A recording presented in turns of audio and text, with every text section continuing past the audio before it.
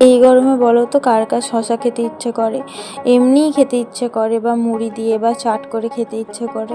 জানো তো ছোটোবেলায় মা অনেক অনেক মা শশার তরকারি করে খাওয়াতো, খুব ভালোই লাগতো। তো হঠাৎ একদিন ফোনে হচ্ছে ভিডিও দেখতে দেখতে, প্রবাসী ঘরকন্যার ভিডিও আমি প্রায় দেখি, ওনার ভিডিও দেখতে দেখতে একটাই জিনিস এলো, উনি একটা আত্মীয়দের বাড়িতে গিয়ে শশার তরকারি খেয়েছে। তো মাকে বললাম, মা কেমনভাবে রান্না করে বলো না, আমি একদিন খেয়ে ট্রাই করতে চাই। ছোটোবেলায় তো খেয়েছি, সেটা ভুলে গিয়েছিলাম। আর এক সময় এরকম হয়েছে যে ডাক্তাররা সবসময় গরমের জন্য বলে জল জাতীয় সবজি, মানে যেই সবজিতে জল বেশি পরিমাণে থাকে আর ফলের মধ্যে যে থাকে, যেমন তরমুজ, শশা, এগুলোতে আমরা বরাবরই জানি প্রচণ্ড পরিমাণে জল থাকে। আর যার জন্য হচ্ছে তরমুজটা আমাদের গরমের জন্য আর খুবই ভালো, শশা আর তরমুজ।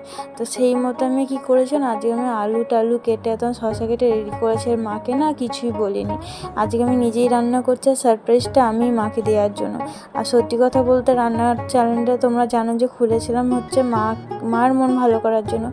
মা যেহেতু হচ্ছে কষ্ট হয়, এখন হচ্ছে মাকে সেইভাবে বলি না যে তুমি রান্না করো, তোমার কষ্ট হয়। আর এইটুকু তো 2-3 জনের রান্না খেতে বলো, কী করব, সেই মতো হচ্ছে রান্না বসিয়ে দিই।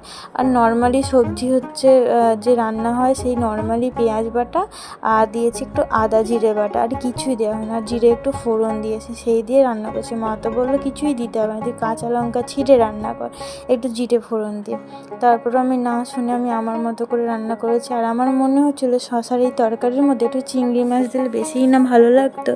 যাই হোক, মায়ের কথা মতো তো রান্না করে ফেলেছি। আর তোমরা একটা কথা তোমাদেরকে সত্যিই জানাতে ভুলে গেছি, আমার ফেসবুক থেকে আমার একটা প্রবলেম হয়ে গেছে। যখন প্রথম যখন আমি পেজটা ক্রিয়েট করি, তখন প্রচণ্ড পরিমাণে ভিউজ আসতো। এখন এরকম হয়ে গেছে, ওখান থেকে কিছু একটা করেছে যেখানে হচ্ছে প্রফেশনাল মোডটাকে এখন অফ করে দিয়েছে, মানে আনঅ্যাভেলেবেল দেখাচ্ছে। এবার কবে ওটা ঠিক হবে আমি জানি না, যার জন্য আমার ভিউজ একদমই কম, মানে নেই বললেই চলে। 2-3 এরকম, কখনো 0 থাকছে, তবুও তারপরেও আমি হাল ছাড়বো না।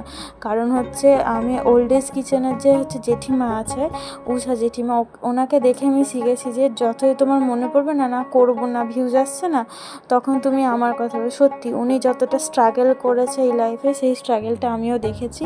আর সব কিছু হারিয়ে যাওয়ার পরে উনি সেই আশাটা সব কিছুটা ভোলেনি। তো সেই মতো আমিও হচ্ছে রান্নাটা আমি শুধু মায়ের মন ভালো করার জন্য, মাকে মানে মেন্টালি দিক থেকে সব দিক থেকে স্ট্রং রাখার জন্য আবার আমি শুরু করছি। মা যেভাবে হচ্ছে ভেঙে পড়েছে যে কীভাবে চলবে কী বৃত্তান্ত, সেটা নিয়েই আবার নতুন করে শুরু করছি। যাই হোক, আমার এদিকে রান্না হয়ে গেছে, জানি না কেমন টেস্ট হবে, টেস্ট করেই আমি বলতে পারবো। তো চলো